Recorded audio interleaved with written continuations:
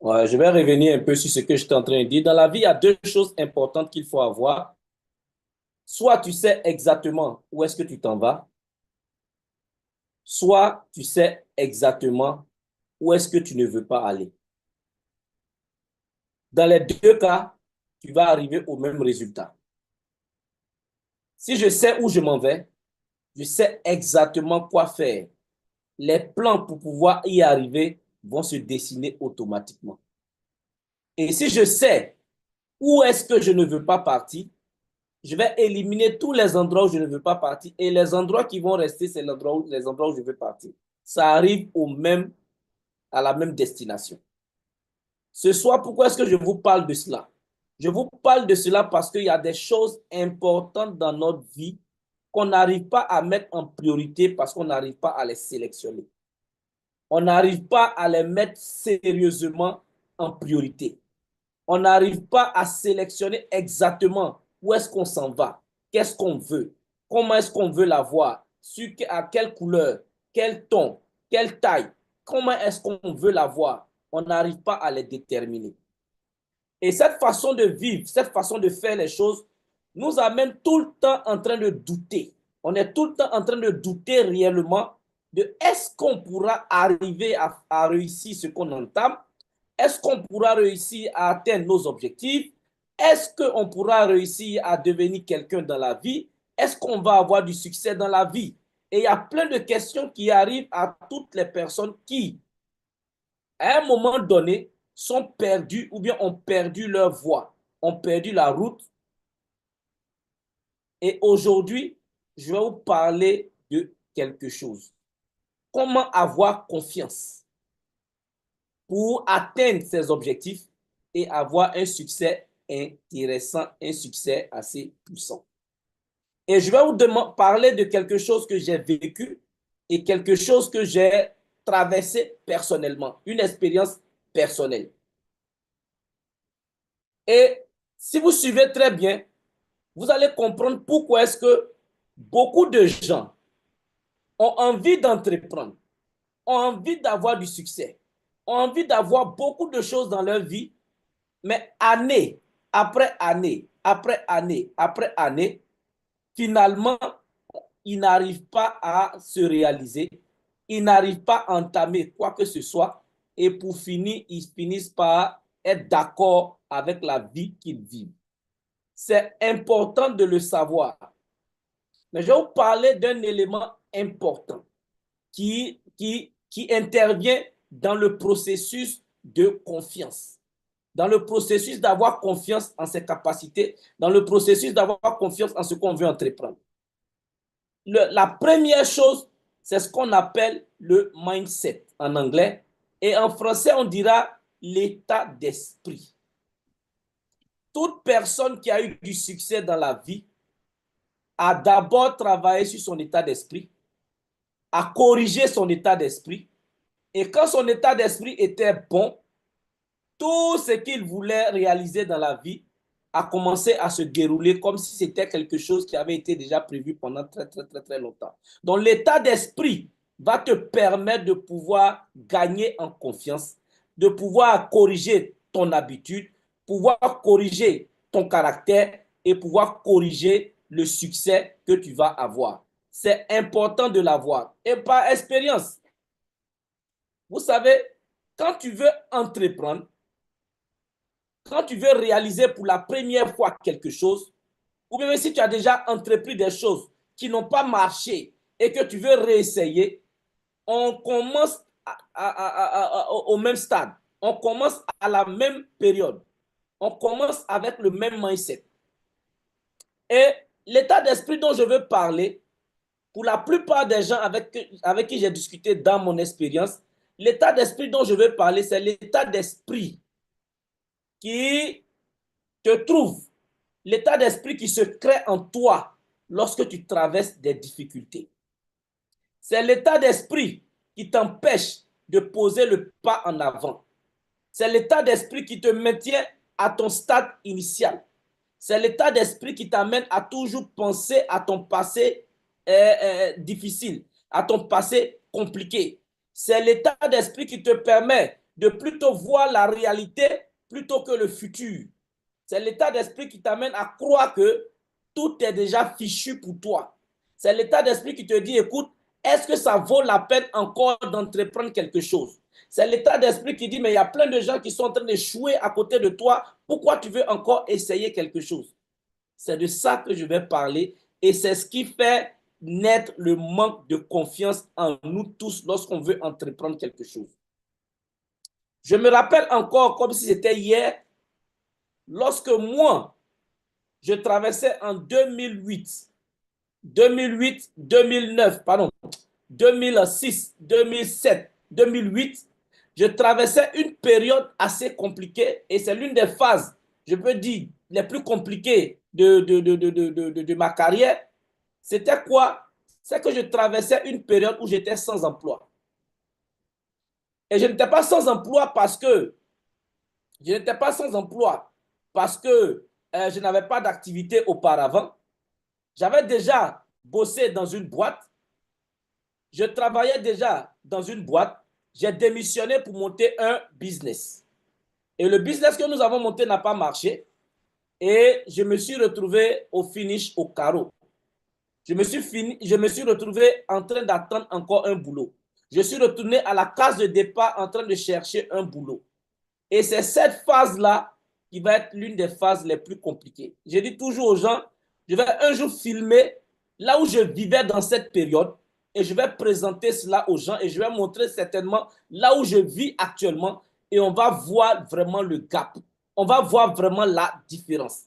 Pour dire quoi? La période que je traversais était vraiment, vraiment compliquée. C'était 2 années où je devais à plein de personnes. Je n'arrivais pas à avoir le boulot. J'étais obligé de marcher par moments pour aller faire des entretiens. J'étais obligé de souvent aller chez des amis pour pouvoir manger quand j'avais faim. J'étais obligé de passer chez certaines personnes pour juste gagner de l'argent, pour juste pour aller faire mon prochain entretien. Et c'était compliqué. Je devais tellement d'argent à ma petite soeur qu'à un moment donné, elle me dit, écoute Jean-Luc, je ne te donne plus d'argent. J'avais plein de situations qui étaient comme ça en attente. Mais imaginez-vous un peu, quand vous traversez une telle période, quand vous traversez une telle étape de votre vie, quelles peuvent être tes pensées? Quelles peuvent être ta façon de voir la vie? Quelles peuvent être ta façon même de voir les autres personnes? Quelles sont les idées qui peuvent naître dans ta tête? Quelqu'un qui traverse une telle période, c'est difficile de développer une attitude de confiance. C'est difficile de développer une attitude de quelqu'un qui sait exactement où est-ce qu'il s'en va. C'est difficile de développer une attitude de quelqu'un qui a confiance en lui. Et effectivement, dans cette période, j'avais totalement perdu toute confiance en tout. J'avais perdu la confiance en tout.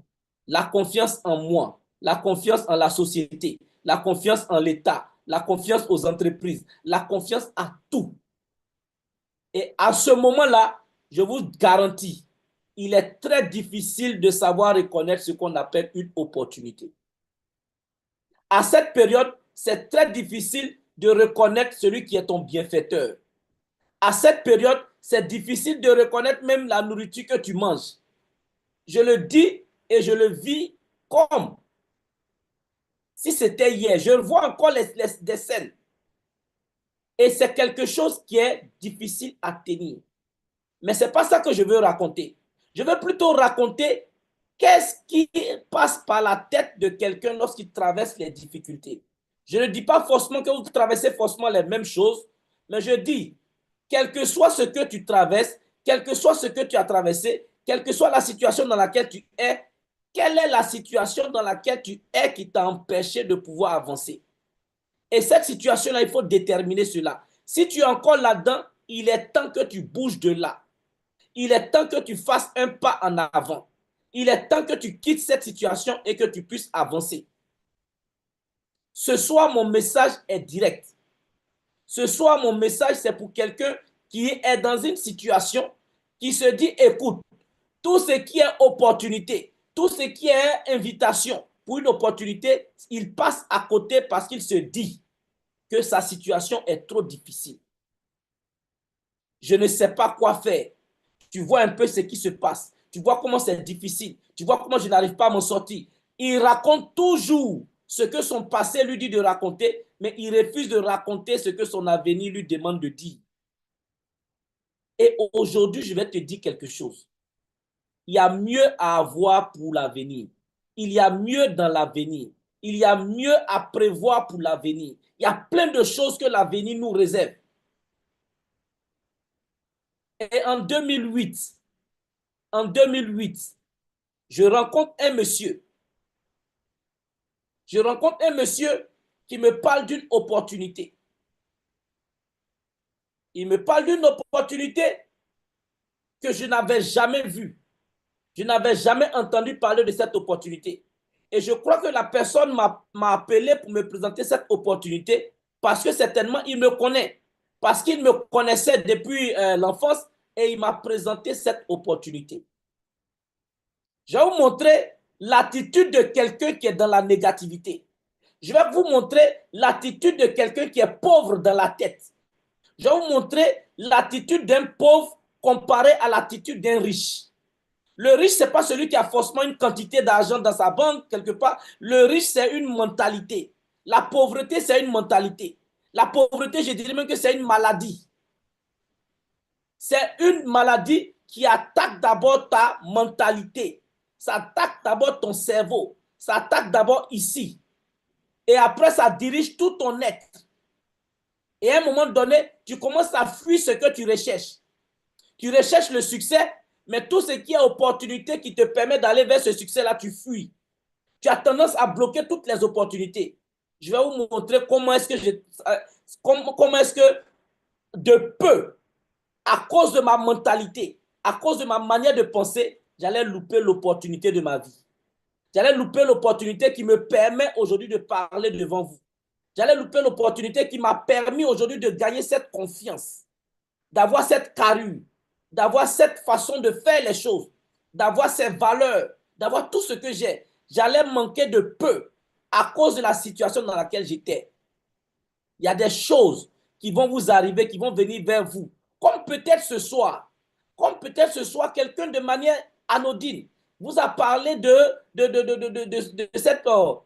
cette réunion. Et peut-être avec hésitation, vous vous êtes connecté, vous vous demandez, mais qu'est-ce qu'on va me dire de plus que je ne sais déjà? Mais souvent, on loupe des opportunités juste parce qu'on est en train de trop penser à notre situation. J'ai vu trop de gens parler de leur situation pour louper des opportunités assez importantes. Regardez un peu ce qui va se passer. Mon ami m'appelle, il me parle d'une opportunité. Il me dit, Jean-Luc, voici l'opportunité du siècle. Voici l'opportunité qui va te permettre de t'en sortir. J'ai pensé à toi et parmi toutes les personnes que je connais, je pense que toi, tu vas pouvoir avoir du succès avec cette opportunité. Si tu es d'accord, on va travailler ensemble. On va bâtir quelque chose ensemble. On va conquérir l'Afrique. On va conquérir le monde entier. On va avoir du succès. On va avoir beaucoup de succès. Dans 1 an, dans 2 ans, toute l'Afrique va nous connaître. On va être vraiment des gens assez influents dans notre domaine. On va construire des réseaux partout en Afrique, au Togo, au Bénin, au Ghana, en Côte d'Ivoire, au Burkina. On va construire des choses. Il me parle d'avenir, Regardez l'état d'esprit de pauvreté. Quand on te parle d'avenir et que tu as un esprit de pauvreté, l'état d'esprit de pauvreté te ramène à aujourd'hui ou bien te ramène à hier. Pendant qu'il était en train de me parler de on va avoir du succès, on va avoir ceci, j'étais en train de penser à comment est-ce que je vais manger ce soir. J'étais en train de penser à comment est-ce que je vais rembourser les crédits que j'ai pris. J'étais en train de penser à ma situation difficile. J'étais en train de penser à mes 3 mois de loyer que je devais. Pendant qu'il me parlait d'avenir, il me parlait de belle vie, il me parlait d'on va réussir comme ça, je pensais à ce que j'avais comme souci, comme j'avais problème. C'est ça la différence. Le riche, même quand il est dans les difficultés, le riche pense à venir. Le riche a la capacité de se soustraire, de quitter ses difficultés, de se mettre au-dessus de ses difficultés et de voir l'avenir.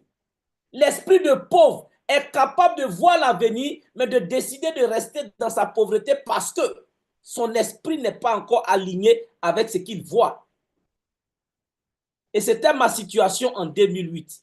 Mon ami me parle avec enthousiasme. Vraiment, quand il parle avec enthousiasme.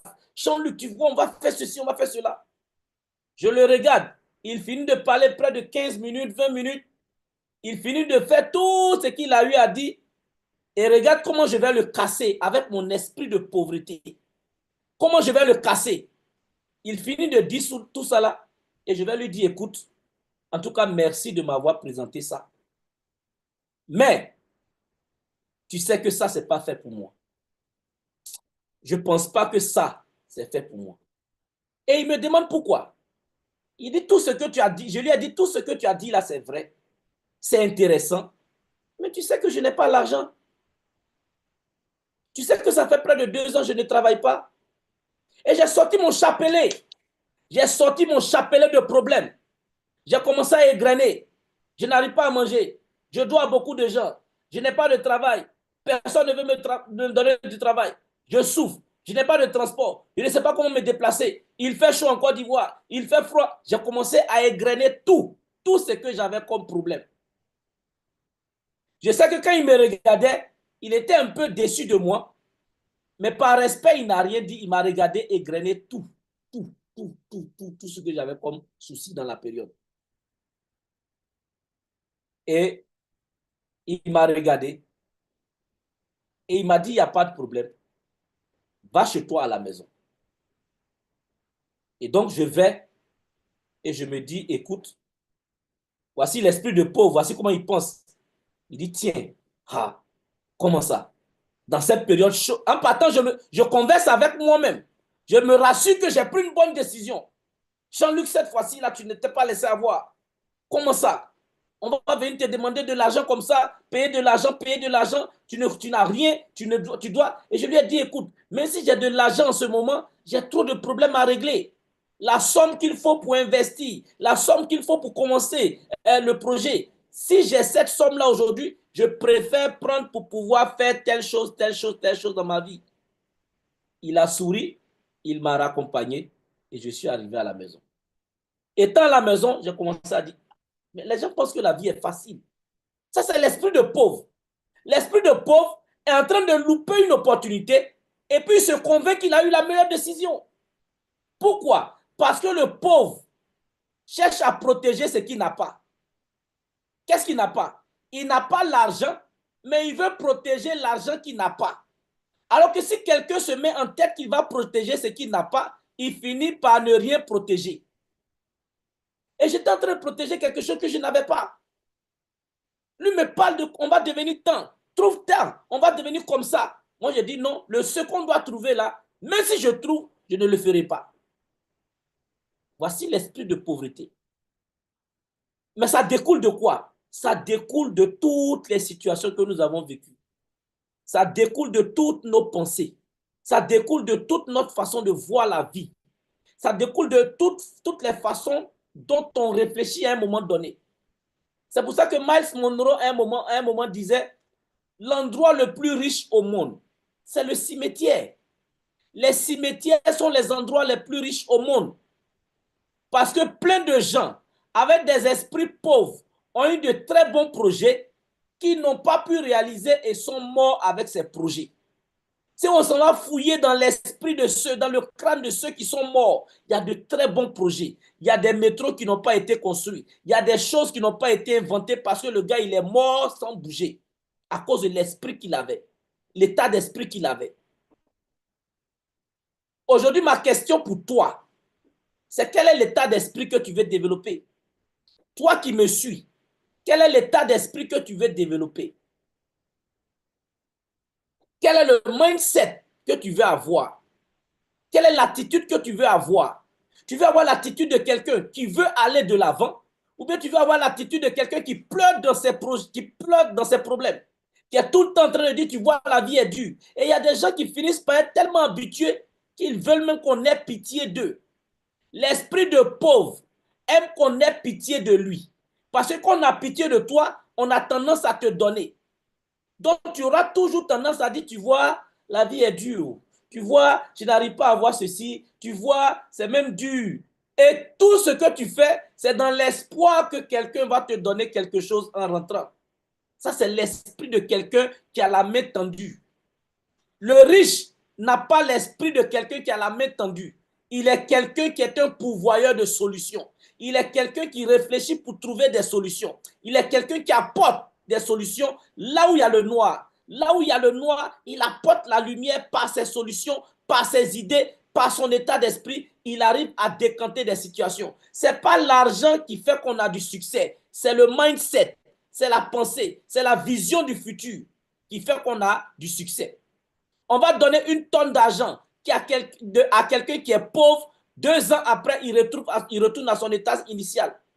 Ce n'est pas la quantité d'argent qui permet à un individu d'être riche, c'est les opportunités, c'est le business, c'est le fait de se retrouver à une formation comme celle-là, c'est le fait de t'asseoir ici, écouter ce qu'on est en train de dire, te former, te former, te former et devenir quelqu'un qui demain va aussi former d'autres personnes. C'est ce qui te permet d'avoir du succès dans la vie.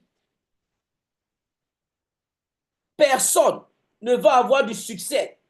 Personne ne va avoir du succès avec l'état d'esprit lié à tout ce qu'il y a eu dans notre passé. Et c'est tout ce qu'il y a comme réalité autour de nous qui crée le manque de confiance. C'est ce qui crée le manque de confiance. Et donc, quelques jours après, je vais recevoir ma délivrance. Vous savez, comme je l'ai dit tout à l'heure, la pauvreté est une maladie. La pauvreté est un cancer. Et malheureusement, la pauvreté même, ça peut être un héritage. Parce que si tu calcules très bien aujourd'hui et que tu fais vraiment un film, tu vas voir que la pauvreté que tu vis, tu l'as héritée. Tu l'as héritée. Parce que la pauvreté, ça coule aussi. Tes grands-parents étaient pauvres. Ils ont transmis ça à tes parents. Tes parents n'avaient pas le choix, ils l'ont transmis à toi. Et c'est ta décision, c'est ton choix de dire, écoute, moi, ils ont vécu comme ça, mais moi, je n'ai pas le devoir de vivre comme ça. Parce que je n'ai pas envie de léguer un esprit de pauvreté à mes enfants. C'est un choix. Et donc, voici d'où va venir ma délivrance. Je vais être délivré de cet esprit de pauvreté-là 2 jours après qu'on se soit rencontré, mon ami et moi. Mon ami se lève, il m'appelle et il dit, Jean-Luc, je viens te voir.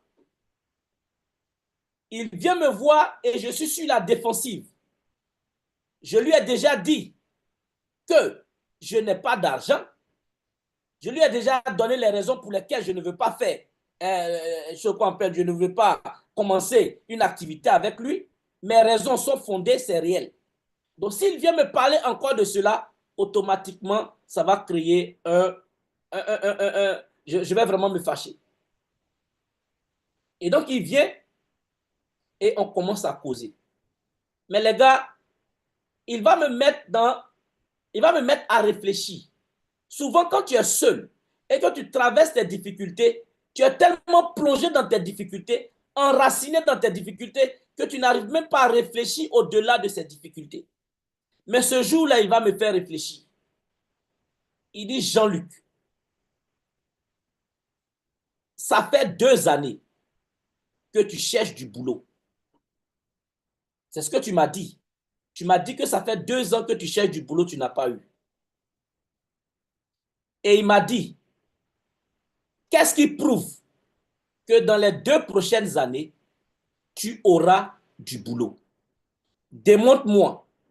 Démontre-moi que dans les 2 prochaines années, tu auras du boulot. Si tu as déjà fait 2 ans sans avoir du boulot, ce n'est pas évident que les 2 prochaines années, tu aies du boulot. Première réflexion. Il ne me dit même pas de répondre. Il dit, Jean-Luc, réfléchis à ça. Et il me dit quelque chose de fondamental. Il dit, Jean-Luc, est-ce que tu sais que le diplôme qu'on a, le diplôme a une durée de vie, le diplôme là, il y a un amortissement qui est calculé là-dessus. Le diplôme se déprécie lorsque tu ne l'utilises pas. Moi, j'ai eu mon diplôme. de financier en 2003 jusqu'en 2008, ça faisait déjà ça fait déjà 5 ans. Il dit, est-ce que tu sais que un jeune qui sort de l'école aujourd'hui a plus de possibilités d'avoir du boulot que toi? C'est factuel, c'est réel. Parce que ton diplôme que tu n'utilises pas, il perd sa valeur année après année.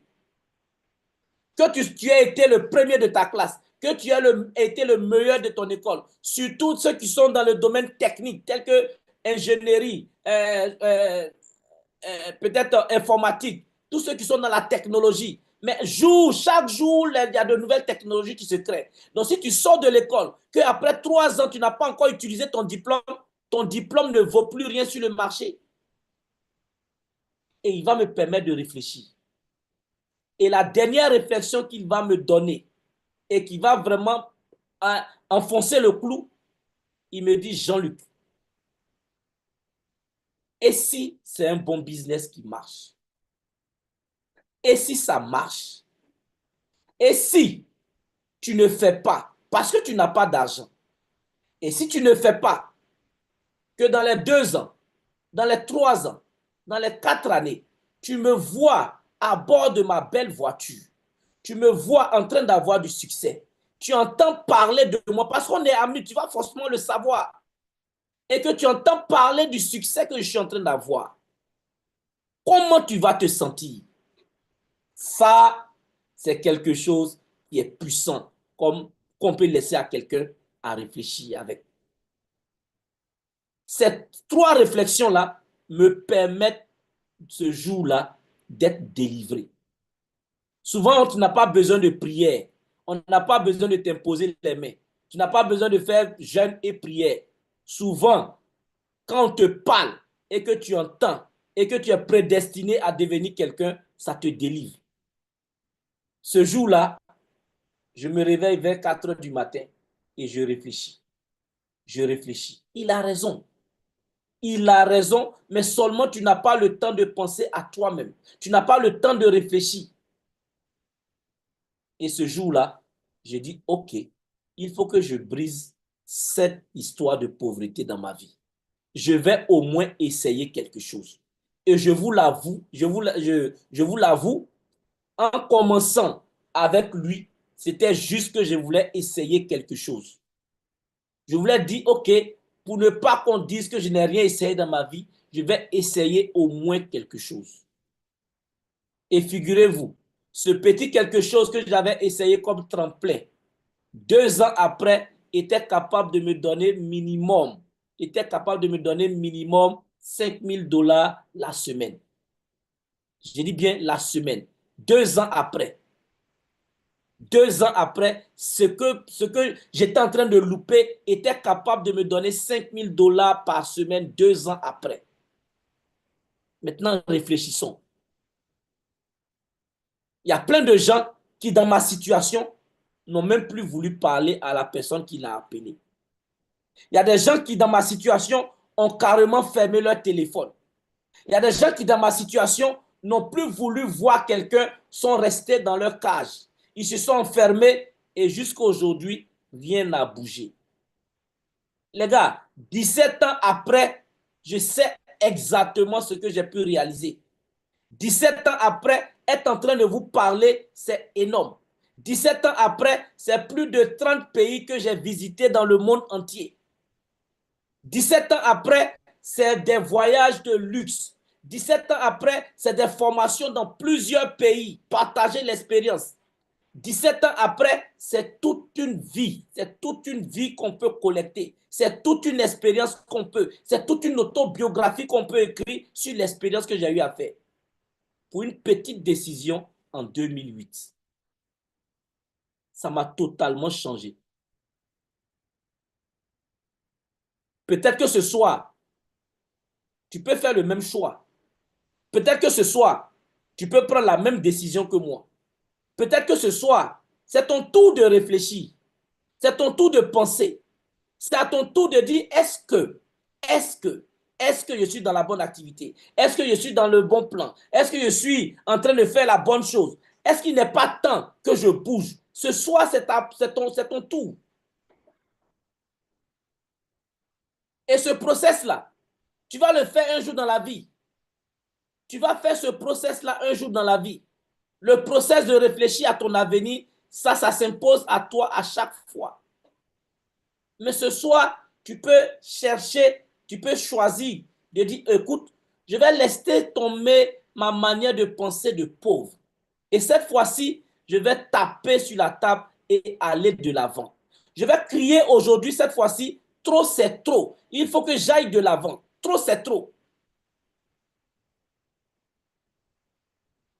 Et j'ai envie que tu dises vraiment merci à la personne qui t'a invité aujourd'hui parce que c'est quelque chose de formidable. Moi, je n'ai pas eu la possibilité d'écouter quelqu'un qui a de l'expérience comme ça aujourd'hui avant de prendre la décision. C'est un ami qui m'a parlé d'une opportunité. Je ne savais rien de quoi il s'agissait. Je ne savais pas de quoi il s'agissait. Il m'a parlé d'une opportunité et je lui ai dit, OK, on démarre. Voici comment est-ce que je commence avec cette activité. Et ce soir, si je parle comme ça, sans vous parler de quoi il s'agit réellement, de quelle activité il s'agit. Il parle de opportunité, de quoi il s'agit. Il parle de son expérience, de quoi il s'agit. C'est de quelle opportunité on parle et puis ça peut amener quelqu'un en 2 ans, en 3 ans, en 4 ans, en 17 ans à devenir quelqu'un qui est capable de faire autant de visites dans le monde entier. Quelle est cette activité? J'ai envie de te dire, attache ta ceinture parce que là, on va aller directement tomber dans cette activité-là. On va aller directement tomber dans cette activité. Et j'ai envie de te dire, reste jusqu'à la fin. Reste jusqu'à la fin et tu vas comprendre de quoi il s'agit. Tu vas comprendre exactement de quoi il s'agit. Et tu vas comprendre exactement de quoi il s'agit parce que c'est une activité assez intéressante et assez puissante. Mais je vais partager mon écran pour que ce soit assez clair pour qu'on puisse voir la suite.